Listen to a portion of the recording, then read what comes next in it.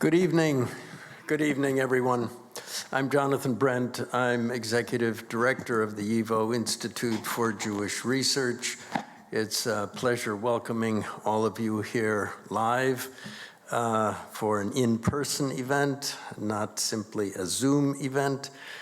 And this is a program that has really quite special importance to YIVO in ways that I will describe. But before we get started, I just wanted to ask, how many of you know of the Protocols of Elders of Zion? How many of you have actually read the Protocols of the Elders of Zion? Very few. Some. Very good. Not many. And one of the aspects of the Protocols of the Elders of Zion is that it is a work that has entered into the mythology of the 20th century, into the mythology of anti-Semitism, and it's almost not even necessary to read it, only to know that it exists. It is amazing how effective a fake can be, observes Michael Hagemeister in the opening pages of the perennial conspiracy theory, Reflections on the History of the Protocols of the Elders of Zion, a book that is published in English by Routledge Press. Today, perhaps more so than at any time, at least in my lifetime, we live in a world of fakes, which makes the scrutiny of this forgery and fake all the more important. Tonight's program has special meaning for the YIVO community, however, because on the one hand, our speaker for this evening has done perhaps more work than any scholar in the world on tracking down and documenting the authenticity and the history of the document that the historian Norman Cohn has called a warrant for genocide against the Jews. That alone gives tonight's presentation significant value. On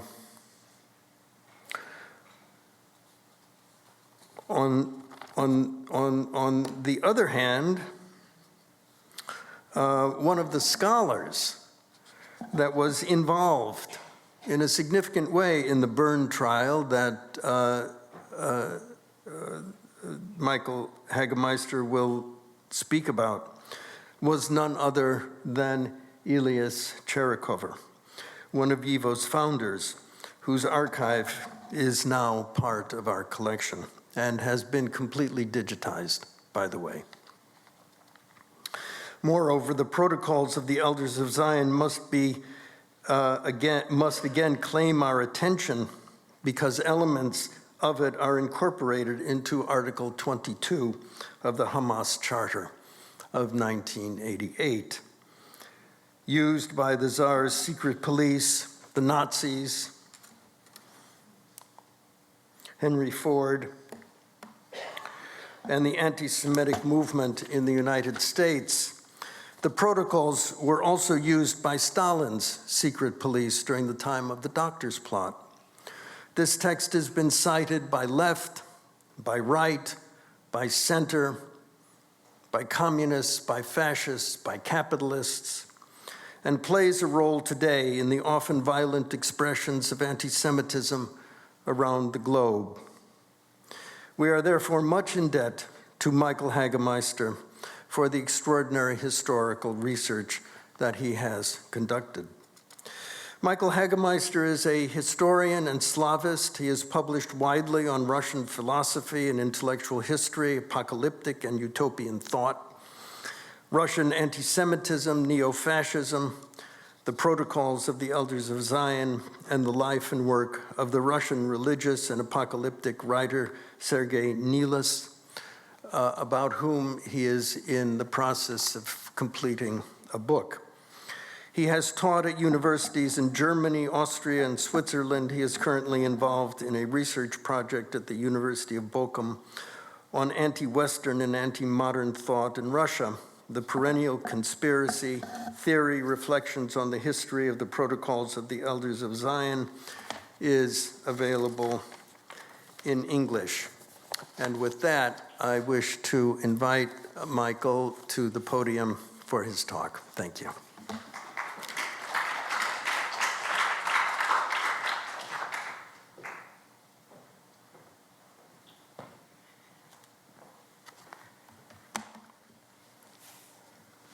Thank you for the kind introduction and for the invitation. I must start with an apology. My English is far from being perfect, and I have a rather German accent, and it's fairly rusty, but I try to do my best.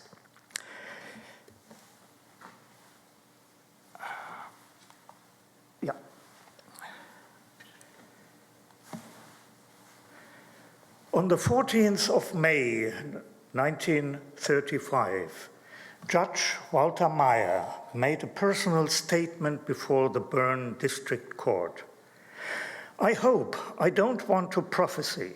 I hope a time will come when nobody will understand why in the year 1935, almost a dozen quite sane and reasonable people racked their brains for 14 days before a Bern court over the authenticity of these so-called protocols, these protocols which, despite all the harm they have caused and may yet cause, are nothing more than ridiculous nonsense.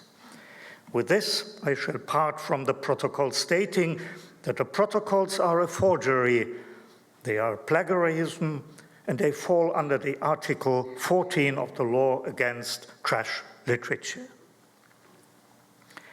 Meyer's statement came at the end of a sensational trial that lasted almost 2 years. In June 1933, Swiss Jewish communities had filed a lawsuit against several members of far-right groups for distributing trash literature, Schundliteratur. In the course of the trial that followed, 17 witnesses were heard and 3 comprehensive expert reports were produced. But what had they argued about so bitterly and with such effort?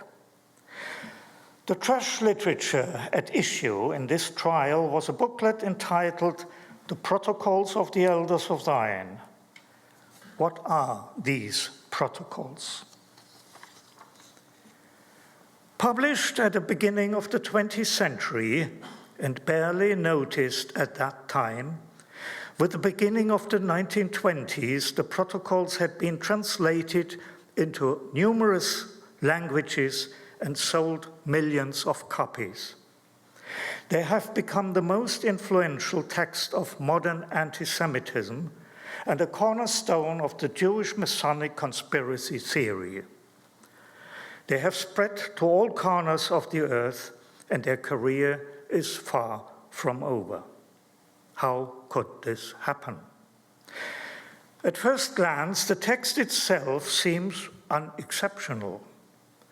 An unknown Jewish speaker appears in front of an unidentified audience at an undisclosed location, at an unspecified date, and explains the secret methods and goals of a supposedly centuries-old Jewish conspiracy against the entire non-Jewish world. The protocols begin by revealing the strategies and tactics used by the elite Jewish conspirators to sabotage all spheres of political, social, economic, and cultural life. Nations will be worn down through class struggles, wars, and revolutions, and, quite up to date in times of the corona pandemia, I quote, the spreading of disease. They will be economically ruined by the power of gold and financial manipulation, infected with the poison of liberalism, and morally corrupted by rationalism, materialism, and atheism. Explicit reference is made to the disintegrating effect of Darwinism, Marxism, and Nietzscheanism. Having been reduced to anarchy and poverty in this way, the non-Jews, longing for peace and security, will then finally hand over all power to the Jews of their own free will. Upon the ruins of the old order, the Jewish leaders will then establish a Jewish world empire. It will be a perfectly organized, centralized, and patriarchal dictatorship under a king from the house of David. This world leader is described as a charismatic father figure, a model of virtue, self-command, and reason. Admired by the masses, Jews, both Jews and non-Jews, he's almost idealized. I quote, "The king of the Jews," says the speaker, "must not be at the mercy of his passions. He must sacrifice to his people all personal inclinations." End of quote. A benevolent despot, the Jewish king will rule over a harmonious, united, and pacified world. The new society described in the protocols will be a unified, peaceful, totalitarian welfare state with socialist features. There will be no unemployment, as everyone will have a right, or rather an obligation, to work. The production of articles of luxury will be reduced as they corrupt morals, and drunkenness will be prohibited by law. With the words of the Jewish conspirators, I quote, "We shall prove that we are benefactors who have restored to the rent and mangled earth the true good, and also freedom of the person, and therewith we shall enable it to be enjoyed in peace and quiet, with proper dignity of relations, on the condition, of course, of strict observance of the laws established by us. Our authority will be glorious because it will be all-powerful. Our authority will be the crown of order, and in that is included the whole happiness of man." The goal of the conspiracy, extensively documented in the protocols, is neither open enslavement, nor is it outright destruction, which is threatening the non-Jews. Quite the opposite. The aim of the Jewish conspirators is a new society, a conflict-free realm of reason. These are all quotes. It will be an empire in which the vast majority of the people, described as blind and incapable of ruling, being completely controlled and manipulated, live in dull happiness and peace without having to assume the burden of freedom.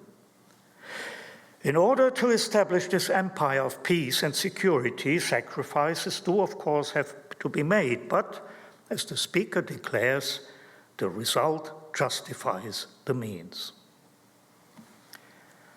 It is remarkable that the text of the protocols is completely devoid of the old traditional accusations against Jews, such as the murder of Jesus, well poisoning, host desecration, ritual murder, fake conversation, racial pollution, or blood defilement. None of this figures in the protocols. Instead, there is extensive talk of law and order, monopoly on violence, state finance, fiscal policy, national economics, the gold standard, higher education, and mass media, topics which dominate public discourse at the end of the 19th century and are still relevant today. The goal of the Jewish conspirators, as outlined in the protocols, is, as I have said, the establishment of a worldwide totalitarian welfare dictatorship with socialist features. The Jewish king will unite humanity and provide it with an abundance of material goods. For this great service, the non-Jews will worship him as a benefactor.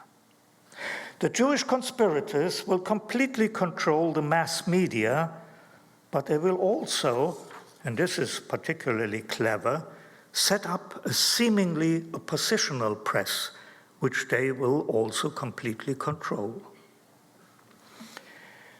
One can read into the protocols the fear of a dawning modern totalitarian age, fear of the consequences of industrialization, globalization, and all-encompassing surveillance. The Jewish conspirators then appear as the all-powerful agents of modernity and become the objects of hate for modernity's opponents and losers. It is remarkable how rarely the protocols, with their vision of leader cult, mass propaganda, denunciation, censoring of the press, and aspiration to world domination, has been read as an anticipation of the modern police state and related to the totalitarian systems of the 20th century. This has only happened on a few occasions, for example, in the work of Hannah Arendt, who in her famous The Origins of Totalitarianism points to the, I quote, strangely modern elements and the extraordinary actuality of the protocols. Arendt viewed the protocols as the totalitarian blueprint of a world-spanning Führer-style dictatorship and remarked, I quote, the Nazis started with a fiction of a conspiracy and modeled themselves more or less consciously after the example of the secret society of the Elders of Zion. End quote. After 1939, the protocols were no longer published in Nazi Germany. Perhaps, as some contemporaries had already suggested, those in power feared a comparison with the methods and goals of rule with those of the alleged Jewish conspirators. As early as 1936, the journalist Alexander Rubinstein had described in a book Hitler as a disciple of the Elders of Zion.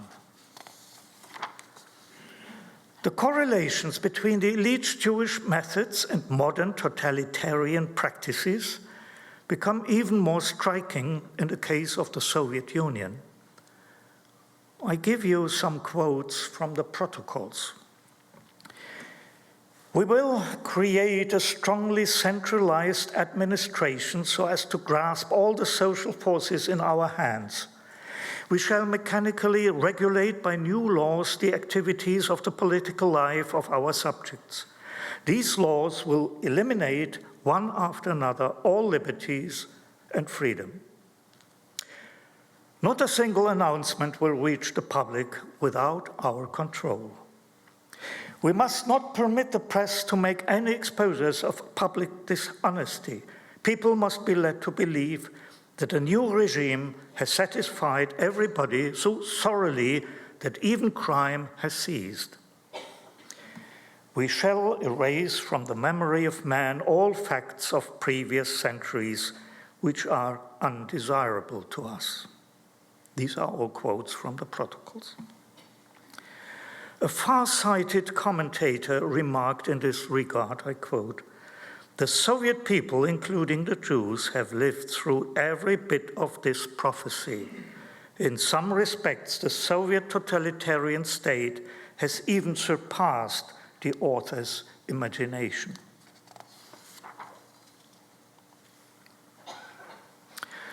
The protocols were first published in 1903 in an obscure newspaper in St. Petersburg, edited by the anti-Semitic agitator Pavel Kruschevan, about whom historian Stephen Zipperstein recently published an important book. Kruschevan's paper went out of business shortly thereafter. Only a handful of libraries still own copies. The protocols remained unknown outside Russia until after the 1917 revolution. Russian immigrants brought them to Western Europe and to the United States to warn against so-called Judaeo-Bolshevism, where they caused a sensation. The protocols caused a sensation, and not only in right-wing anti-Semitic circles. In January 1920, the first German edition of the protocols appears with the title The Secrets of the Elders of Thine, and towards the end of the year, 6 editions have already sold out.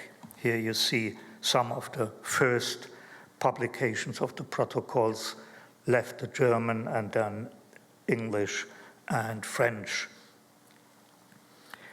At the same time, the protocols were translated and published in England, France, Poland, United States, and countless other translations and publications followed. The protocols made a particularly strong impression in England. In May 1920, the Times of London asked, I quote, "What are these protocols? Are they authentic?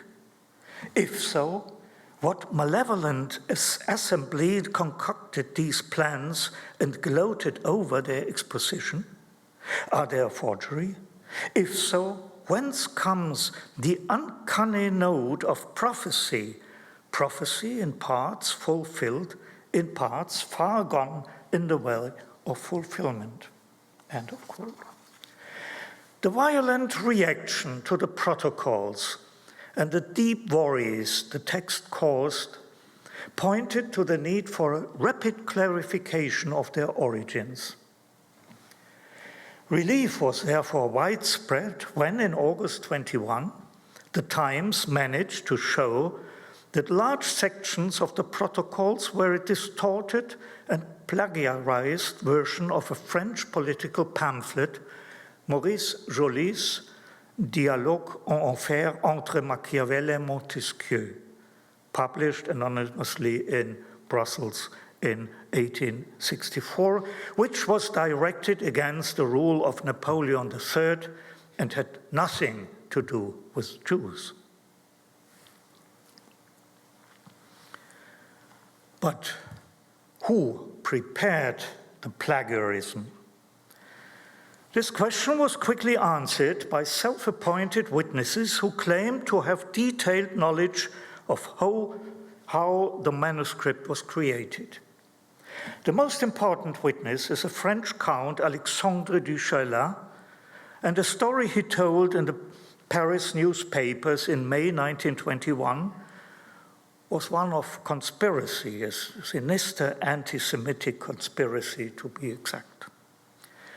The story of du Chayla goes as follows. Toward the end of the 19th century, Pyotr Rachkovsky, head of the foreign agency of the Russian secret police in Paris, notorious Okhrana, orders his assistant Matvey Golovinsky to fabricate an anti-Jewish text. In the Bibliothèque Nationale, Golovinsky concocted what would become the protocols. The French manuscript reached the hands of the Russian author Sergei Nilus, a religious writer with strong apocalyptic tendencies, who translated the text and published it in 1905 as the Protocols of the Elders of Zion. So much for du Chayla's story. Here you see Sergei Nilus. The opponents of the protocols were delighted, particularly since du Chayla had lived in Russia and had known Sergei Nilus personally. They had met in a Russian monastery in 1909, but this is the only point in du Chayla's story which is true. Here we see young du Chayla and Sergei Nilus sitting on the left. Du Chayla claimed that Nilus had shown him the original French manuscript of the protocols and confessed that he had received it from Rachkovsky. Du Chayla's accounts of the fanatical Nilus, the sinister machinations of the secret police, and the intrigues and conspiracies of the court that had led to the fabrication of the protocols seemed coherent and convincing. Moreover, they were written in such a colorful and compelling manner that du Chaillu soon became the hero of the fight against the forgery and a chief witness to the story of its origin, despite the complete lack of convincing evidence for any element of his story. In 1967, Norman Cohn's Warrant for Genocide was published and became the standard reference work on the protocols. Basically, Cohn did no independent research, preferring to compile the findings of others. Du Chaillu's conspiracy story then appears in key passages of Cohn's book, providing the facts that still strongly shape the narrative of the protocol's origins. As compelling and effective as it is, there is little doubt that this narrative contributed to the myth surrounding the protocols and to their success. Not only the scientific literature has accepted du Chaillu's story, but also Umberto Eco in his novels Foucault's Pendulum and the Prague Cemetery, and American cartoonist Will Eisner took du Chaillu's story as the basis for his graphic novel about the protocols. We see here the Russian secret agents in Paris as they, according to du Chaillu, prepare the forgery of the protocols. And this is how Eisner imagines Sergei Nilus. The image, must say, contains, however, 5 errors. Nilus was neither a mystic, nor was he invited to court, nor did he conduct seances, nor was he a competitor to Rasputin, and finally the protocols were first published not in 1905, but 1903. Du Chaillu and his version of the origins of the protocols from Rachkovsky's forgery workshop in Paris also played a central role in the already mentioned sensational trial against the disseminators of the protocols, which took place in Bern from 1933 to 1935. The nominal charge was against the sale of trash literature, Schundliteratur. The primary aim, however, was not to punish the Swiss Nazis who were on trial, but to uncover the origin of the protocols and to reach a verdict in which expertise, witnesses, and documents demonstrated that the protocols were a forgery. It was hoped that providing the protocols to be a forgery would be a decisive victory over the ongoing anti-Semitic campaigns throughout Europe, particularly in Nazi Germany. The lawyers for the plaintiffs who tried to expose the protocols as a forgery were not themselves specialists on these matters, and they turned for help to experts by using their extensive connections to Jewish and anti-fascist organizations. In Amsterdam, Alfred Wiener, founder of the Jewish Central Information Office, supplied the plaintiffs with rare books and materials, carried out investigations, and published a daily information bulletin in several languages throughout the course of the trial. In Moscow, lawyer Alexander Tager, author of a famous book on the Baylis trial, blood libel trial, started an extensive search in Russian archives, which, however, produced only meager results. The only interesting document Tager found in the Lenin Library in Moscow was a handwritten edition of the protocols. In 1935, Tager sent photocopies of this edition to Bern. 1 year later, this edition mysteriously disappeared, and the Lenin Library in response to my inquiries, denied to have ever owned it. Outside the Soviet Union, a search for information was launched by Ilya Cherikova, famous Jewish historian living in Paris at that time, author of a book on pogroms in Ukraine during the Russian Civil War. And, as you know, one of the founders of the Institute for Jewish Research at that time in Vilna. And by Boris Nikolaevsky, another prominent historian and archivist of the Russian revolutionary movement. We see them here in front in Bern, in front of the courthouse. Cherikova's extensive correspondence, which provides a detailed insight into his activities during the Bern trial, is spread across several archives.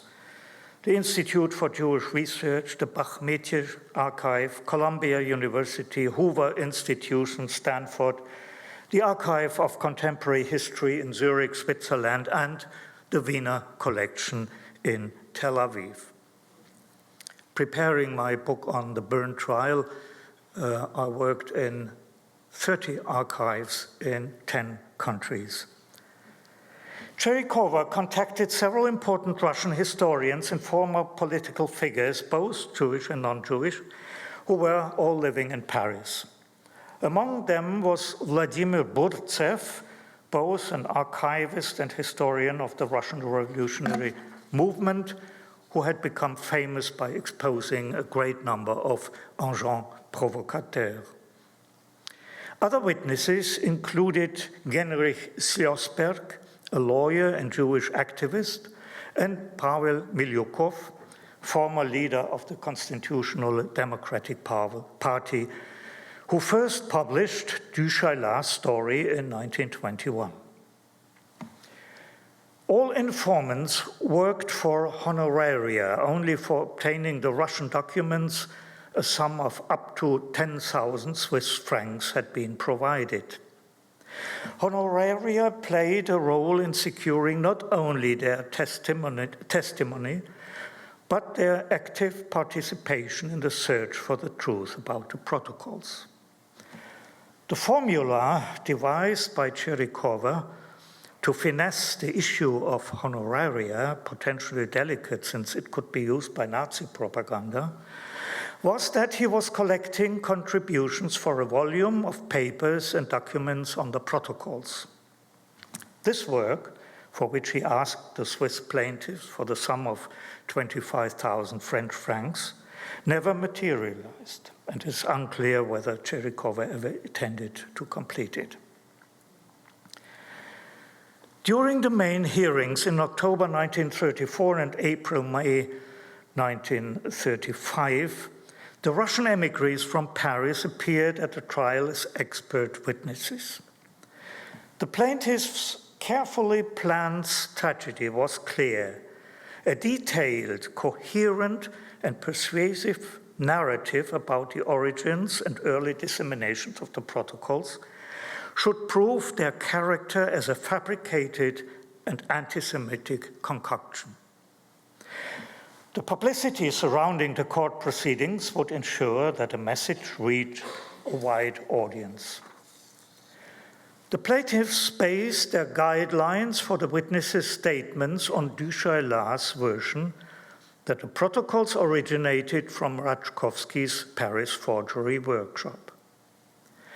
This version was used despite increasing internal doubts about the integrity of this witness and the truth of his tale.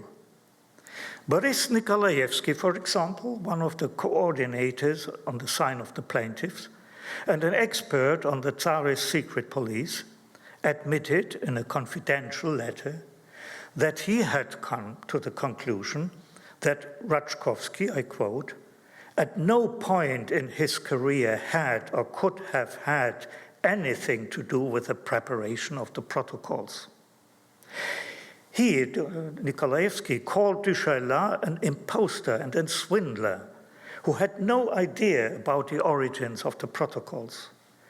Nevertheless, Nikolaevsky did not present his findings at the trial since, as he wrote later, this, I quote, would have been a stab in the back of the Russian experts and would have played a considerable role in damaging the campaign against Hitler, end of quote. Du Chaillu, who appeared in Bern as prime witness, he described himself as the only real witness. I'm the only one who has seen anything, was primarily interested in financial gain. Even his sensational accounts of the origins of the protocols written in 1921 had been produced for a fee. Now he negotiated stubbornly, as we learn from the correspondence, with the representatives of the Jewish plaintiffs to force up the price. He demanded and ultimately received 4,000 Swiss francs to turn up at the trials, a sum which took a great deal of effort for the plaintiffs to raise. What the plaintiffs did not know, in Russia, Du Chaillu had outed himself as a fierce anti-Semite who himself believed in conspiracy theories. In 1913, during the notorious blood libel trial against Mendel Baylis in Kiev, Du Chaillu had worked as a journalist. In his articles, Du Chaillu had supported the blood accusation and called on the secret leaders of the Jewish nation to repent. The personality of Du Chaillu is still shrouded in mystery. In the 1930s, he lived near Paris. After the occupation of France, his personal papers were confiscated by the Germans. Later, they fell into the hands of the Red Army, were brought to Moscow and hidden in a secret archive, where I detected them in 1993. Now they are in the archive of the Russian Secret Service and inaccessible. Let us now turn to the defendants who felt forced to prove the authenticity of the protocols were supported by Ulrich Fleischhauer, founder and head of the private anti-Semitic propaganda and news agency Weltdienst, World Service. This agency, based in Erfurt, Germany, was dedicated to, I quote, the solution of the Jewish question and the dissemination of the protocols. Fleischhauer, retired colonel of the German army, was himself no specialist on the protocols, but he was able to rely on a far-reaching network which had been established in the early 1920s in order to combat Jewish Judaeo-Bolshevism. This conspiratorial Antisemitic International united German völkisch circles, Italian fascists, Russian monarchists, and French conspiracy theories. Their connections stretched from Berlin and Budapest to Los Angeles and to Harbin in Manchuria. Secret meetings were arranged, manifestos and programs were written, and organizational structures were set up. Throughout the trial, representatives of this Antisemitic International were keen to avoid the spotlight, but were all the more active for it behind the scenes. Fleischhauer was a victim of his own conspirational obsessions. He decided to counter the underground Jewish international with an Aryan international of anti-Semitism, which was equally as conspirational as the imagined enemy. It operated with code names and addresses and sought to create an international network of opposition to Jews. Fleischhauer's Weltdienst had a certain sect-like character, and its international activities were being watched with increasing suspicion by Germany's Gestapo and security service. Goebbels' Ministry of Propaganda had initially promised Fleischhauer its support during the Bern trial, but withdrew it following an internal report that questioned the authenticity of the protocols. Fleischhauer, who was not a member of the Nazi Party, repeatedly lamented the lack of open support from the National Socialist state. One of Fleischhauer's most important assistants was Boris Tödli, a Swiss fascist and anti-Semite, born in Russia, who became the European representative of the All-Russian Fascist Party based in Harbin, Manchuria. Here we see Tödli in a homemade Nazi uniform with borrowed medals. This is from the large file of Tödli's correspondence on the activities of Russian fascists during the interwar period, which is now in the Swiss Federal Archives in Bern. I mention this also to point out that there are still many documents that shed light on the transnational anti-Semitic movements in the interwar period, a broad field for future research. The proceedings at the Bern trial, a district court, lasted more than a year and a half and attracted international media attention. By far the majority of Swiss and international news publications declared outright support for the Jewish plaintiffs. Their strategy to prove the origins of the protocols had been a resounding success. On the 14th of May 1935, Judge Walter Meyer ruled that the text was a forgery and a work of plagiarism, and that its distribution violated the law on trash literature. 2 of the 5 defendants accused of distributing the protocols were fined 20 and 50 Swiss francs, respectively. The plaintiffs hailed the verdict as a victory in the campaign against Nazi anti-Semitism, describing the trial as the most significant defensive battle in the history of Switzerland's Jewish communities. The German Nazis did not seem too disturbed by all this. Even before the trial was over, the völkische Beobachter declared categorically that the verdict was completely irrelevant. No court decision could stop the course of history. The final verdict would be decided by history. Quote, trials that anticipate a historical decision are inevitably lost by the judiciary. In November 1937, the Bern Court of Appeal overturned the former judgment. It ruled that the protocol were a malicious attempt to defame the Jewish people and that they were indeed trash literature in the aesthetic sense, but not as defined by the law which prohibited, I quote, circulating text, songs, and images which might incite an instrument to commit a crime, endanger morals, gravely offend one's sense of decency, or exert a brutalizing influence, end of quote.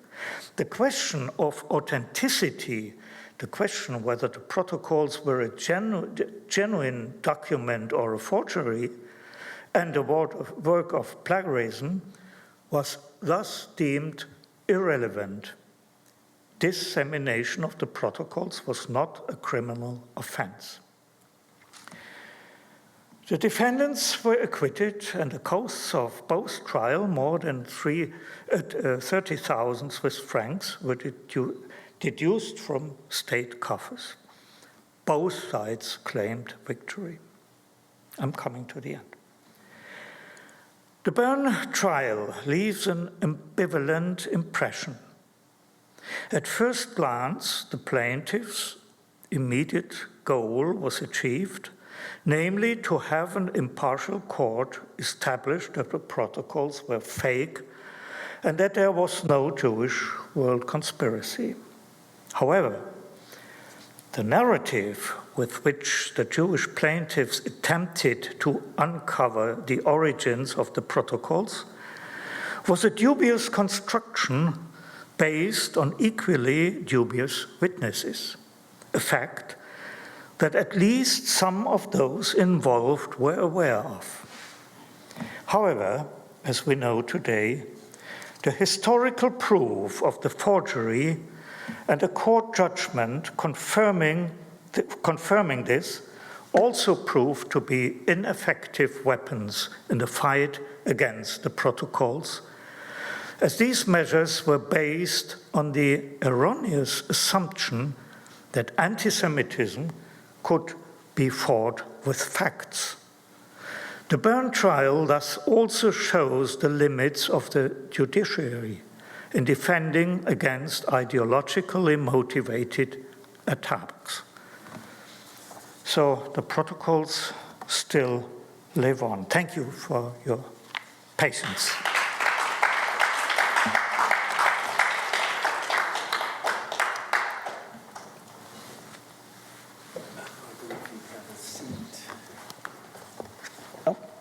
Yeah. Please. Thank you so much. We're going to open the evening to questions from the audience, and Julia has a microphone. So if you have questions, please do flag down Julia, and she will pass the microphone to you. What can you say to the argument that the Bern trial was not really a legal fight, but a tactical fight by the Jewish community to combat anti-Semitism in Switzerland and to relegate Nazism as an enemy of Swiss people? And even though the Swiss were themselves quite anti-Semitic, their sense of righteousness and fair play eventually inured them from Nazism, and in many ways protected the Jewish community throughout the Second World War.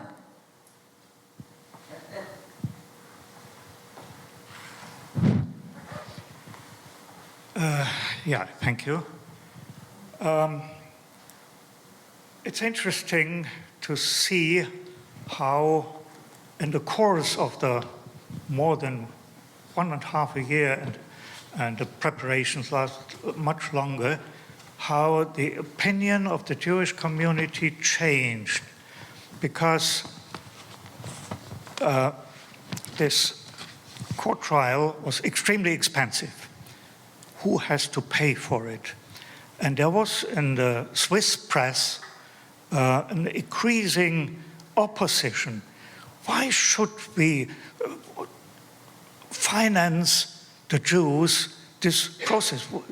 We have no interest in it. And the Jewish community got aware of it. And when it came to this appeal process, should we continue with it? No, let it be. The atmosphere is turning against us. And and then the sum, 30,000 francs, were taken from state covers. So not the right wing, but the Swiss patriots, they said, no, why what does it care us? Why should we finance these things? So I got the impression that, they wouldn't continue with another thing was, at the same time in Basel, there was also a trial going on, and this was based on, how to say that in English?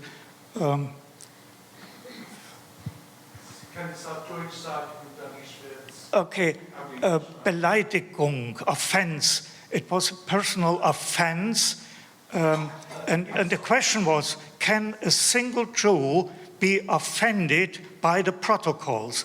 And can he, the question was of, is there a kind of collective offense? Can a single Jew said the protocols are offending not only to me, but on the whole Jewish community? And this is a question which was, at that time, there was no legal possibility to, there was, sorry, I'm, okay. If I could intervene for a second, though, but this raises the question of how successful a legal defense against a belief system can be, because the protocols did not impose a belief system. The protocols came out of a belief system that pre-existed. And so I'd like your thoughts about that. Yeah, you have to believe in the Jewish world conspiracy, and then you can point to the protocols and say, oh, well, there we have the physical proof that this conspiracy, there we have the program. I met anti-Semites, the first time I encountered the protocols was in Russia in the late 1980s, early 90s. I met people who asked me about protocols, and I realized they believe in the world Jewish conspiracy. I asked them, did you read the protocols? No, it's not necessary, but there's the plan. It's enough to know that there's a plan, but never read the protocols, it's not necessary. So first you believe in this kind of conspiracy, and then you can point to the protocols. The other way round, that you get agitated by this rather sometimes dull, sometimes primitive, sometimes very clever text, these passages which are based on Jolie's text. Try it. Try to read the protocols, these 60, 80 pages. And how do you feel then? I feel I have to go to the open air and get my head clear. I cannot imagine that you feel agitated. Sometimes a bit polemically, I say the only thing that the Russian muzhik during the Civil War, when the protocols were distributed, it was that the Jews forbid alcoholism. Yeah, okay, this is clear. But all these other very difficult passages about finance and the press and things, I don't think it's a real agitating text. It's too complicated, and it's too dull at long passages. Mm-hmm. So I wonder how this works. It's probably much more the paratexts. It's the introduction. It's the comments. The protocols are usually being published with long introductions. And it's these introductions, especially the German edition, it's this introduction which is really aggressive and which is an agitating text, but not the protocols itself. So.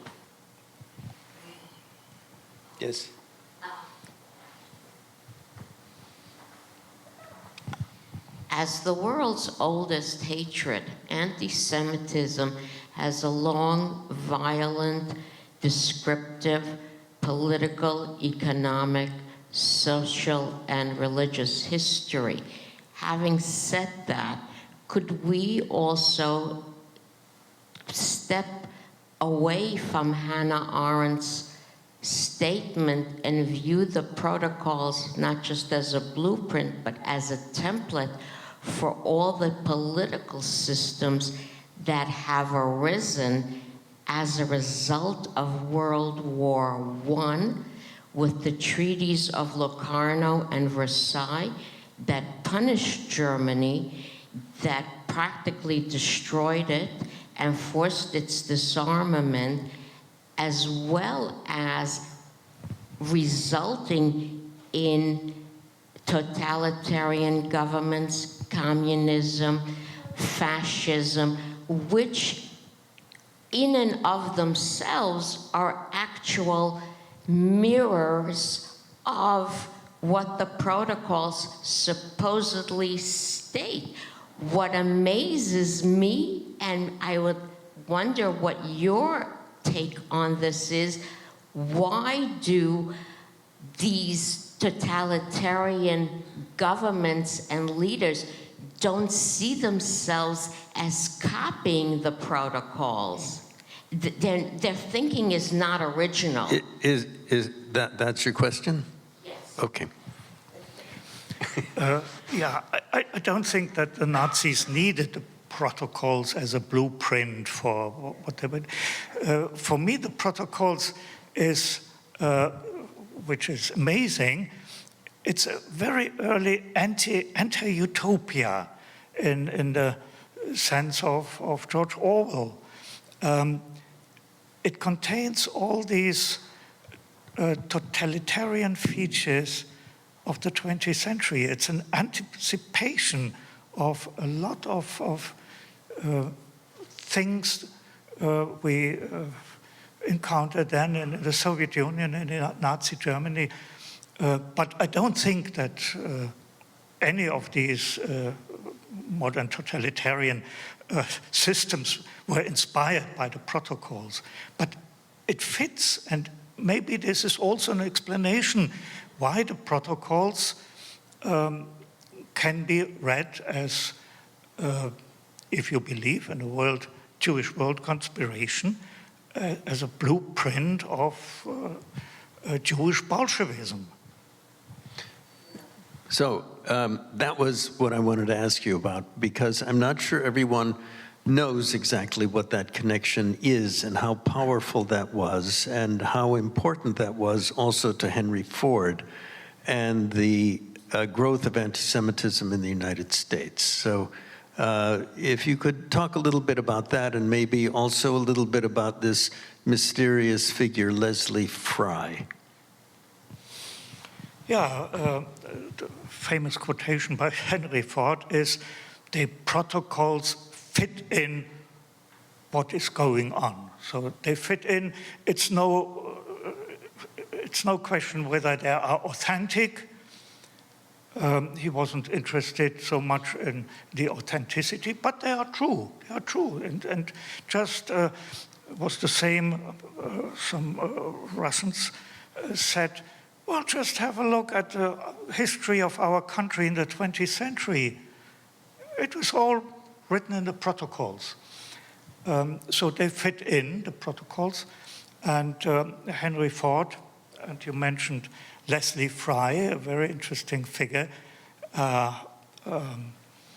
American from California, who was married to a Russian officer and spent some time in Russia, was fluent in Russian, came back to the States, settled down in California, and established a network of anti-Bolsheviks and anti-Semites, part of this Antisemitic International, and she had a lot of contacts to Germany and Switzerland and even to Manchuria.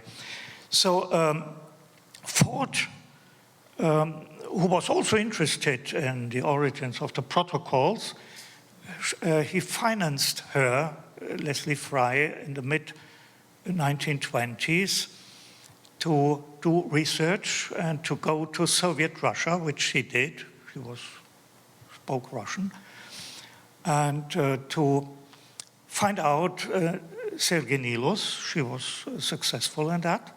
But Nilus didn't want to talk to her. No, it was Nilus, he died in 1929 in Soviet Russia. But and then Leslie Fry, she continued her work. She died in 1970 in California and still has a lot of friends and admirers, and her many publications about conspiracy and Bolshevism and Jews, they are still being reprinted and are still accessible, and especially on the web. I think there is a lot of research to be done to shed light on these. I was amazed when I went to the archives and was always the first to go through these correspondences of these anti-Semites throughout the world in the interwar period. Mm-hmm. A lot to be still to be done. We have a little more time. Anyone else? Professor, in the last chapter of your book, you mentioned the Third Temple and the Third Rome.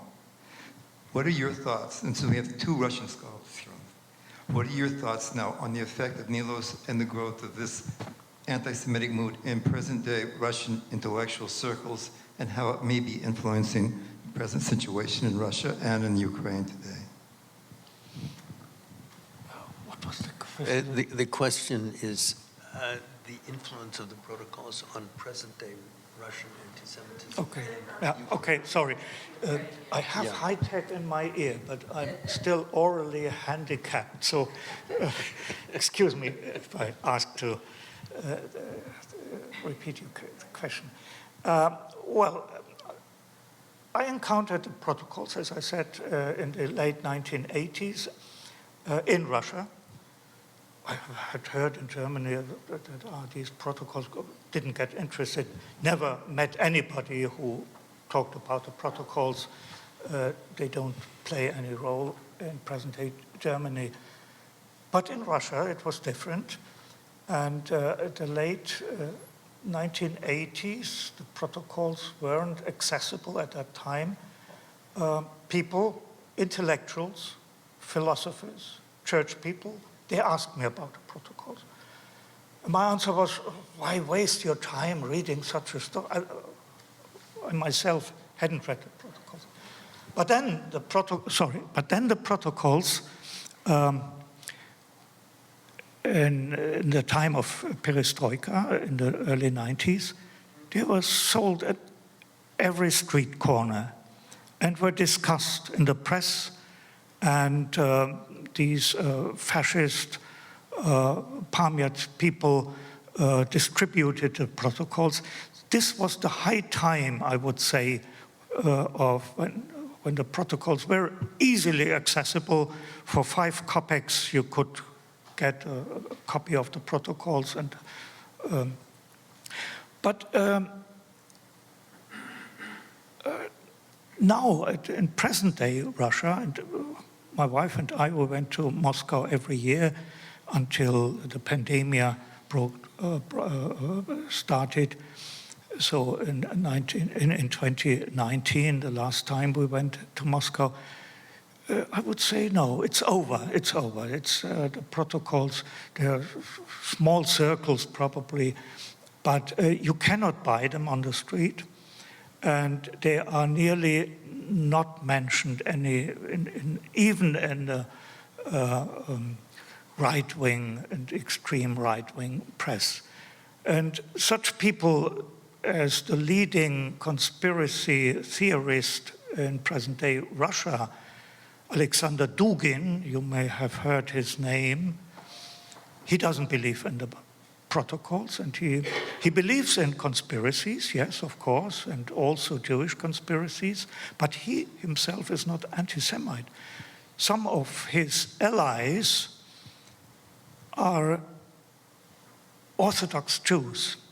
He is a traditionalist, and every traditionalist and extreme traditionalists are his potential allies in the fight against Western liberalism, Western democracy, globalism. So this is interesting. He is not a, so to say, classic. Also, he deeply believes in conspiracies, and he has written a book called Conspirologia on conspiracy theory. So it's much more difficult now. The high time of the protocols were the 1990s in Russia.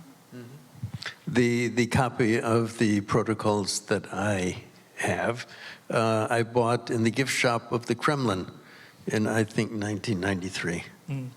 Yeah, there was even I have in my collection of the protocols some dozens of editions, and there's also an edition also from the early 1990s in Russia, issued by the PLO. So, no wonder. The copy that I have, however, has a little prefatory note by none other than Henry Ford, translated into Russian. Yes. We have time for one more question.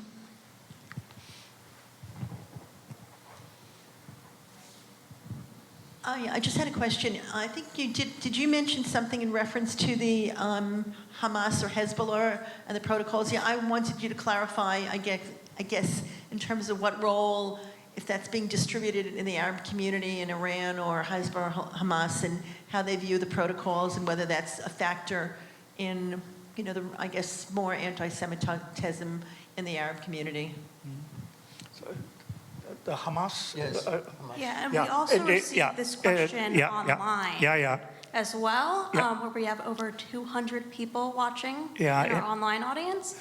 And they were also wondering if you could speak a bit more about the Arabic translations of the protocols. Yeah, well, as far as I know, I'm not an expert on Hamas, but in the recent charter of Hamas, the protocols are no longer mentioned. It was the charter of the 1988. Yes. There the protocols are mentioned, but there is, as far as I know, but I'm not an expert on that, and modernized. The current, if I may, the current the current text, in fact, makes a point of not superseding the 1988 charter. So it's not exactly that it has been removed, it's just not being spoken about in the current charter of Hamas. I'm not an expert on these issues. I'm a historian specialized on Russian history, and therefore I was interested in the Russian origins, or probably Russian origins, of the protocol and the early dissemination and reception in Russia. That's my expertise. Everything else is, I have to rely on other experts. However, those of you both here in the audience and also watching on live streaming, you should know that on April 16th at 1 p.m., we're going to have a webinar program on responses to October 7th that will feature Jeffrey Herf, Mayor Litvak, Norman Goda, Karen Stegner, as well as David Hirsch, where this subject is surely going to be addressed more fully. So maybe that's it for this evening. I want to encourage everyone to do more research, and thank you very, very much. Thank you for your patience.